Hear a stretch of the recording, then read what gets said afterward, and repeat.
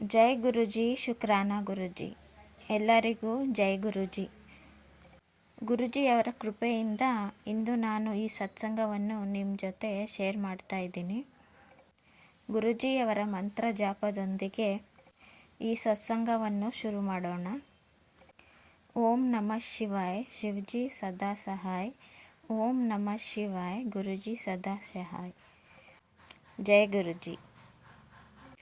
ಸ್ನೇಹಿತರೆ, ಈ ಸತ್ಸಂಗ ಗುರುಜಿಯವರ ಆಶ್ರಮ ಅಂದರೆ ಬಡೆ ಮಂದಿರ್ ಅಂತ ನಾವೇನು ಕರಿತೀವಿ, ಅದರ ನಿರ್ಮಾಣದ ಸಮಯದಲ್ಲಿ ಏನೇನೆಲ್ಲ ಕಷ್ಟಗಳು ಬಂದವು ಮತ್ತು ಗುರುಜಿಯವರು ತನ್ನ ವಚನದಿಂದ, ತನ್ನ ಮಹಿಮೆಯದಿಂದ ಮತ್ತು ತನ್ನ ಕೃಪೆಯಿಂದ ಅದನ್ನು ಹೇಗೆ ಸಾಲ್ವ್ ಮಾಡಿದರು ಅಂತ ನಿಮ್ಮ ಜೊತೆ ನಾನು ಶೇರ್ ಮಾಡ್ಕೊತಾ ಇದ್ದೀನಿ. ಬಡೆ ಮಂದಿರಿನ ಕನ್ಸ್ಟ್ರಕ್ಷನ್ಗೋಸ್ಕರ ಮಿಸ್ಟರ್ ಜೈನ್ ಸಾಹೇಬನ್ನವರ ಒಂದು ಜಮೀನನ್ನು ಖರೀದಿಸಲಾಯಿತು. ಆ ಜಾಗ ಡೆಲ್ಲಿಯಿಂದ ಸ್ವಲ್ಪ ಔಟ್ಸ್ಕರ್ಟ್ಸಲ್ಲಿತ್ತು ಮತ್ತು ಅಲ್ಲಿ ತುಂಬ ಕಲ್ಲುಗಳಿದ್ವು ಆ ಜಾಗದಲ್ಲಿ. ಹಾಗಾಗಿ ಡೈನಮಿಕ್ನ ಯೂಸ್ ಮಾಡಿಬಿಟ್ಟು ಎಲ್ಲ ಕಲ್ಲುಗಳನ್ನ ಹೊಡೆದ್ಬಿಟ್ಟು ಆ ಜಾಗನ ಕ್ಲಿಯರ್ ಮಾಡಿದರು. ನೆಕ್ಸ್ಟು ಕನ್ಸ್ಟ್ರಕ್ಷನ್ಗೋಸ್ಕರ ನೀರಿನ ವ್ಯವಸ್ಥೆ ಮಾಡಬೇಕಾಗಿತ್ತು. ಆಗ ರಘುವೀರ್ ಅಂಕಲ್ ಅನ್ನೋರು ವರುಣ್ ಅಂಕಲ್ ಅನ್ನೋರಿಗೆ ಹೇಳ್ತಾರೆ, ಮಾಲ್ವಿ ನಗರದಿಂದ ಇದೊಂದು ನೀರನ್ನು ಹುಡುಕುವ ಒಂದು ಟೆಕ್ನಿಕ್ ಇದೆ, ಅದನ್ನು ನಾವು ಟ್ರೌಸರ್ ಅಂತ ಕರಿತೀವಿ, ಅದನ್ನು ತರಲು ಹೇಳಿದರು. ಅದನ್ನು ತರಿಸ್ಬಿಟ್ಟು ಒಂದು 3-4 ಗಂಟೆ ಲೊಕೇಟ್ ಮಾಡ್ತಾರೆ, ಆ ಜಾಗದಲ್ಲಿ ನೀರಿಗೋಸ್ಕರ ಹುಡುಕ್ತಾರೆ. ಆಗ ಅವ್ರಿಗೆ ಗೊತ್ತಾಗುತ್ತೆ ಇಲ್ಲಿ ಎಲ್ಲೂ ನೀರೇ ಇಲ್ಲ ಅಂತ. ಆಗ ಅವರು ನಮ್ಮ ಗುರುಜಿ ಮಹಾರಾಜ್ ಅವರಿಗೆ ಫೋನ್ ಮಾಡಿಬಿಟ್ಟು ಹೇಳ್ತಾರೆ, ಗುರುಜಿಯವರೇ ಇಲ್ಲಿ ನೀರೇ ಇಲ್ಲ. ಆಗ ಗುರುಜಿಯವರು ರಘುವೀರ್ ಅಂಕಲ್ ಅವರಿಗೆ ಹೇಳ್ತಾರೆ, ನೀವೆಲ್ಲಿ ನಿಂತಿದ್ದೀರೋ ಅಲ್ಲಿಂದ 180 ಫೀಟ್ ಮುಂದಕ್ಕೆ ಹೋಗಿ, ಮೊದಲು ಅಲ್ಲಿ 500 ಫೀಟಷ್ಟು ಕೊರಿರಿ, ಆಗ ನಿಮಗೆ ಉಪ್ಪು ನೀರು ಸಿಗುತ್ತೆ. ಅದನ್ನು ಹಾಗೇ ಇನ್ನೂ ತೋಡ್ತಾ ಹೋಗಿ, 2000 ಫೀಟ್ನಷ್ಟು ತೋಡ್ತಾ ಹೋಗಿ, ಆಗ ನಿಮಗೆ ಸಿಹಿ ನೀರು ಸಿಗುತ್ತೆ. ನಾನು ಇಲ್ಲಿಂದ ಗಂಗೆಯನ್ನು ಕಳಿಸ್ತಾ ಇದ್ದೀನಿ ಅಂತ ಹೇಳಿದರು. ಕೇಳೋಕ್ಕೆ ಒಂಥರ ವಿಚಿತ್ರ ಅನಿಸ್ತಾ ಇರ್ಬೋದು ನಿಮಗೆ, ಆದರೆ ಗುರೂಜಿಯವರು ಹಾಗೇ ಹೇಳಿದರು, ನಾನು ಗಂಗೆಯನ್ನು ಕಳಿಸ್ತಾ ಇದ್ದೀನಿ. ಗುರೂಜಿಯವರ ಆಜ್ಞೆಯನ್ನು ಕೇಳಿ ಅವರು ಹಾಗೇ ಮಾಡಿದರು. ಫಸ್ಟು 500 ಫೀಟಷ್ಟು ತೋಡಿದರು, ಆವಾಗ ಉಪ್ಪು ನೀರು ಬಂತು. ಆಮೇಲೆ ಮತ್ತೆ 2000 ಫೀಟಷ್ಟು ಮತ್ತೆ ಕೊರೆದ್ರು, ಆವಾಗ ಮತ್ತೆ ಸಿಹಿ ನೀರು ಬಂತು. ಅದಾದಮೇಲೆ ಕನ್ಸ್ಟ್ರಕ್ಷನ್ನಿನ ಒಂದು ಕೆಲಸ ಏನಿದೆ ಅದು ಶುರುವಾಯಿತು.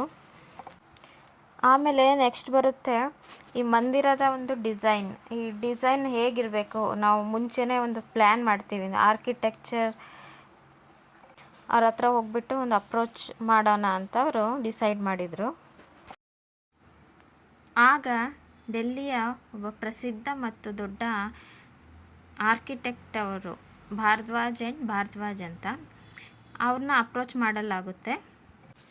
ಆಗ ಗುರೂಜಿಯವರು ಅವ್ರಿಗೆ ಹೇಳಿದರು, ನನಗೆ ಈ ಥರ ಸ್ಟ್ರಕ್ಚರ್ ಬೇಕು, ಈ ಥರ ಡಿಸೈನ್ ಬೇಕು ಅಂತ.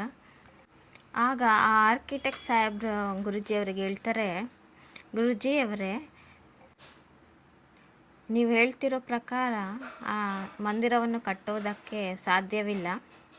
ಆ ಮಂದಿರದ ಒಂದು ಮೇನ್ ಹಾಲ್ ಏನಿದೆ ಅದರಲ್ಲಿ ಪಿಲ್ಲರ್ಸ್ ಇಲ್ದಲೇ ಅಷ್ಟು ಒಂದು ದೊಡ್ಡ ಶಿವಲಿಂಗವನ್ನು ಅದರ ಮೇಲೆ ಸ್ಥಾಪಿಸೋಕ್ಕೆ ಆಗೋದಿಲ್ಲ ಅಂತ ಆರ್ಕಿಟೆಕ್ಟ್ ಸಾಹೇಬ್ರವರು ಗುರೂಜಿಯವರಿಗೆ ಹೇಳ್ತಾರೆ. ಹಾಗೇನಾದರೂ ಮಾಡಿದರೆ ಮಂದಿರ ಬಿದ್ದೋಗುವ ಚಾನ್ಸಸ್ ಇರುತ್ತೆ. ಒಂದು 2.5-3 ತಿಂಗಳಲ್ಲೇ ಆ ಮಂದಿರ ಬಿದ್ದೋಗುತ್ತೆ ಅಂತ ಅವರು ಗುರೂಜಿಯವರಿಗೆ ಹೇಳಿದರು. ಆದರೆ ಗುರೂಜಿಯವರು ಅವ್ರ ಮಾತನ್ನು ಕೇಳಲಿಲ್ಲ. ಅವ್ರು ನನಗೆ ಮಂದಿರದ ಡಿಸೈನ್ ಹೀಗೆ ಬೇಕು, ಹೀಗೆ ಕಟ್ಟಿ ಅಂತ ಹೇಳಿದರು. ಗುರೂಜಿಯವರ ಕೃಪೆಯಿಂದ ಇಂದು ನಾವು ನೋಡ್ಬೋದು ಇಂದು 25 ವರ್ಷಗಳಕ್ಕಿಂತ ಜಾಸ್ತಿ ಆಗಿದೆ ಆ ಮಂದಿರ ಕನ್ಸ್ಟ್ರಕ್ಷನ್ ಆಗಿಬಿಟ್ಟು. ಆದ್ರೂ ಇವತ್ತು ನಾವು ನೋಡ್ಬೋದು ಏನೂ ಆಗಿಲ್ಲ. ಗುರೂಜಿಯವರ ಕೃಪೆಯಿಂದ ಆ ಶಿವಲಿಂಗ ಹಾಗೇ ಇದೆ ಮತ್ತು ಮಂದಿರಕ್ಕೂ ಏನೂ ಆಗಿಲ್ಲ. ಜೈ ಗುರೂಜಿ. ಆ ಮಂದಿರದಲ್ಲಿ ಒಂದು ಶಿವನ ಮೂರ್ತಿಯನ್ನು ನಾವು ನೋಡಬಹುದು. ಆ ಒಂದು ಶಿವನ ಮೂರ್ತಿಯನ್ನು ಇಡೋದಕ್ಕೆ JCBನ ಕರೆಸ್ತಾರೆ. ಮೊದಲನೇ ದಿನ ಏನು ಅವ್ರು ಬಂದುಬಿಟ್ಟು ಆ ಮೂರ್ತಿನ ಎತ್ತಕ್ಕೆ ಟ್ರೈ ಮಾಡ್ತಾರೆ, ಆವಾಗ ಆ ಮೂರ್ತಿನ ಅವ್ರ ಕೈಯಲ್ಲಿ ಎತ್ತಕ್ಕೆ ಆಗಲ್ಲ. ಅದು ತುಂಬ ಹೆವಿ ಅನಿಸುತ್ತೆ ಅವರಿಗೆ. ಆಗ ಮತ್ತೆ ಅವರು ಗುರೂಜಿ ಅವರಿಗೆ ಫೋನ್ ಮಾಡ್ತಾರೆ. ಆಗ ಗುರೂಜಿಯವರು ಜಲಂಧರ್ ಅನ್ನೋ ಪ್ಲೇಸಲ್ಲಿ ಇರ್ತಾರೆ. ಆಗ ಗುರೂಜಿಯವರು ಹೇಳ್ತಾರೆ, ಇಂಥ ಟೈಮಲ್ಲಿ, ಇಂಥ ದಿನ, ಇಂಥ ಟೈಮಲ್ಲಿ ನೀವು ಅದೊಂದು ಕೆಲಸವನ್ನು ಮಾಡಬೇಕು. ಹಾಗೆ ಅವರು ಆ ಟೈಮಿಗೆ ಮತ್ತೆ JCBನ ಕರೆಸ್ತಾರೆ. ಗುರೂಜಿಯವರ ವಚನದ ಹಾಗೆ ಅವರು ಆ ಟೈಮಿಗೆ JCBನ ಕರೆಸ್ಬಿಟ್ಟು, ಆ ಗುರೂಜಿಯವರು ಹೇಳಿರ್ತಾರೆ, ಈ ಟೈಮಿಗೆ ನೀವು ಕರೆಸ್ರಿ JCBನ, ಅದನ್ನು ಎತ್ತಿ ನಾನು ನಿಮಗೆ ಕೆಳಗಡೆಯಿಂದ ಸಪೋರ್ಟ್ ಕೊಡ್ತೀನಿ, ನಾನು ನಿಮಗೆ ಹೆಲ್ಪ್ ಮಾಡ್ತೀನಿ ಮೂರ್ತಿಯನ್ನು ಎತ್ತೋದಕ್ಕೆ ಅಂತ ಹೇಳಿರ್ತಾರೆ. ಹಾಗೆ ಅವರು JCBನ ಅದೇ ಟೈಮಿಗೆ ಕರೆಸ್ಬಿಟ್ಟು ಆ ಮೂರ್ತಿನ ಎತ್ತೋಕ್ಕೆ ಟ್ರೈ ಮಾಡ್ತಾರೆ. ಆಗ ಅವರು ಎಷ್ಟು ಸರಳವಾಗಿ ಆ ಮೂರ್ತಿನ ಎತ್ತುತ್ತಾರೆ ಅಂದರೆ, ಏನೋ ಒಂದು ಹತ್ತಿನ ಎತ್ತುತ್ತಾ ಇದ್ದೀವೇನೋ ಆ ಥರ ಅವರಿಗೆ ಮೊದಲನೇ ದಿನ ಅವರು ಎಷ್ಟು ಎಫರ್ಟ್ಸ್ ಹಾಕಿದ್ರೂ, ಎಷ್ಟು ಕಷ್ಟಪಟ್ಟರೂ ಅವ್ರ ಕೈಯಲ್ಲಿ ಆ ಮೂರ್ತಿನ ಎತ್ತಕ್ಕಾಗಲಿಲ್ಲ. ಆದರೆ ಅಂದು ಅವರು ಆವತ್ತಿನ ಒಂದು ದಿನ ಎಷ್ಟು ವಿತೌಟ್ ಎನಿ ಎಫರ್ಟ್ ಎಷ್ಟು ಚೆನ್ನಾಗಿ ಅವರು ಶಿವನ ಮೂರ್ತಿಯನ್ನು ಎತ್ತುತ್ತಾರೆ ಅಂದರೆ ಅವರಿಗೆ ಅದು ತುಂಬ ಆಶ್ಚರ್ಯವಾಗುತ್ತೆ. ಮತ್ತು ಆ ಮೂರ್ತಿಯನ್ನು ಎತ್ತುವ ಸಮಯದಲ್ಲಿ ಆ ಮೂರ್ತಿಯಿಂದ ಒಂದು ಸೌಂಡ್ ಬರುತ್ತೆ, ಆರಾಮಾಗಿ ಅಂತ ಒಂದು ಸೌಂಡ್ ಬರುತ್ತೆ ಆ ಮೂರ್ತಿಯಿಂದ. ಮತ್ತದು ಆ ವಾಯ್ಸ್ ಏನಿದೆ ಅಲ್ಲ, ಆ ಹೇಳಿದ ವಾಯ್ಸು ಅದು ಸೇಮ್ ನಮ್ಮ ಗುರೂಜಿಯವರ ವಾಯ್ಸೇ. ಆಗ ಗುರೂಜಿಯವರು ತನ್ನ ಒಂದು ಪ್ರೆಸೆನ್ಸನ್ನು ಅವರಿಗೆ ಕೊಟ್ಟರು. ಅವರು ಆಗ ಆ ಸ್ಥಳದಲ್ಲಿ ಇರಲಿಲ್ಲ, ಅವರು ಜಲಂಧರ್ ಅನ್ನೋ ಒಂದು ಪ್ಲೇಸಲ್ಲಿದ್ದರು. ಆದ್ರೂ ಗುರೂಜಿಯವರ ವಾಯ್ಸನ್ನು, ಅವರ ಪ್ರೆಸೆನ್ಸನ್ನು ಅವರು ಕೇಳಿಬಿಟ್ಟು ತುಂಬ ಖುಷಿ ಆಯಿತು ಅವರಿಗೆ, ಮತ್ತು ತುಂಬ ಆಶ್ಚರ್ಯನೂ ಆಯಿತು. ಗುರೂಜಿಯವರು ಸರ್ವವ್ಯಾಪಕ, ಅವರು ನಿರಾಕಾರ, ಅವರು ಮಹಾಶಿವ. ಒಂದೇ ಸಮಯದಲ್ಲಿ ಒಂದಕ್ಕಿಂತ ಹೆಚ್ಚು ಜಾಗದಲ್ಲಿ ಅವರು ಇರ್ತಾಯಿದ್ರು. ಮತ್ತು ಗುರೂಜಿಯವರ ಕೃಪೆಯಿಂದ ಆ ಮೂರ್ತಿ ಅದರ ಸ್ಥಳದಲ್ಲಿ ಸೇರಿತು. ಇಂದು ಕೂಡ ಆ ಮಂದಿರದಲ್ಲಿ ಆ ಮೂರ್ತಿಯ ದರ್ಶನವನ್ನು ನಾವು ಮಾಡ್ತಾ ಇದ್ದೀವಿ. ಮತ್ತು ಆ ಒಂದು ಮಂದಿರದ ಮೇಲೆ ಒಂದು ಶಿವಲಿಂಗ ಏನಿದೆ, ಅದರಲ್ಲಿ ಗುರೂಜಿಯವರು ಹೇಳಿದರು, ನಾನು 12 ಜ್ಯೋತಿರ್ಲಿಂಗಗಳ ಒಂದು ಶಕ್ತಿ ಏನಿದೆ ಅದನ್ನು ನಾನು ಅದರಲ್ಲಿ ಇಟ್ಟಿದ್ದೀನಿ ಅಂತ. ಇಂದು ಕೂಡ ನಾವು ಅದನ್ನು ಫೀಲ್ ಮಾಡ್ಬೋದು. ಗುರೂಜಿಯವರು ಹೇಳಿದರು, ಯಾರೋ ಈ ಮಂದಿರದ ದರ್ಶನವನ್ನು ಮಾಡ್ತಾರೋ ಅವ್ರದ್ದೆಲ್ಲ ದುಃಖವನ್ನು ನಾನು ಕಳಿತೀನಿ ಅಂತ.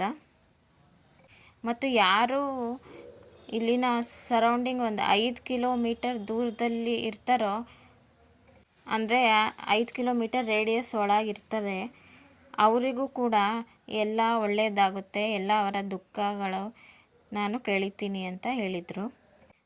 ಅವರಿಗೆ ಯಾವುದೇ ಒಂದು ಕಷ್ಟವನ್ನು ಆಗೋದಿಲ್ಲ ಅಂತಲೂ ಗುರೂಜಿಯವರು ಹೇಳಿದರು. ಎಲ್ಲರಿಗೂ ಈ ಸತ್ಸಂಗವನ್ನು ಕೇಳಿದ್ದಕ್ಕೆ ಧನ್ಯವಾದಗಳು. ಈ ಸತ್ಸಂಗವನ್ನು ಹೇಳುವುದರಲ್ಲಿ ನನ್ನಿಂದ ಏನಾದರೂ ತಪ್ಪಾಗಿದ್ದರೆ ಗುರೂಜಿ ಅವರಿಂದ ಕ್ಷಮೆಯನ್ನು ಕೇಳುತ್ತಾ ನಾನು ಈ ಸತ್ಸಂಗವನ್ನು ಮುಗಿಸ್ತಾ ಇದ್ದೀನಿ. ಜೈ ಗುರೂಜಿ. ಎಲ್ಲರಿಗೂ ನಮಸ್ಕಾರ.